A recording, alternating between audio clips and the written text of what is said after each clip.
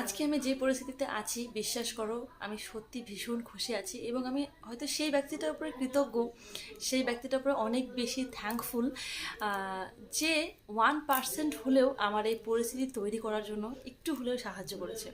কারণ যে মানুষগুলো বন্ধু রূপে আমার পাশে ছিল এবং তারা অ্যাকচুয়ালি শত্রু রূপে আমার ক্ষতি করার চেষ্টা করতো, মনে মনে প্ল্যানিং করতো, সামনে মিষ্টি কথা বলে পিছনে হয়তো আমার অনেক বড়, সব থেকে বড় ক্ষতিটা করার চেষ্টা করেছে আমার, যেটা আমি অনুভব করেছি কিন্তু কখনোই আমি চোখে দেখিনি।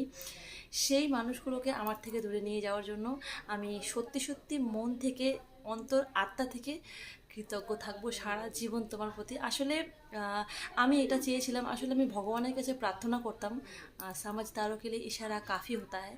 তো আমি সেই জন্যই আজকে এই কথাগুলো বলছি। আমি কিন্তু ভগবানের কাছে প্রার্থনা করেও যেটা পাইনি সেটাই পরিস্থিতি আমাকে করে দিয়েছে। তো সেখানে যদি 1%ও তোমার অবদান থাকে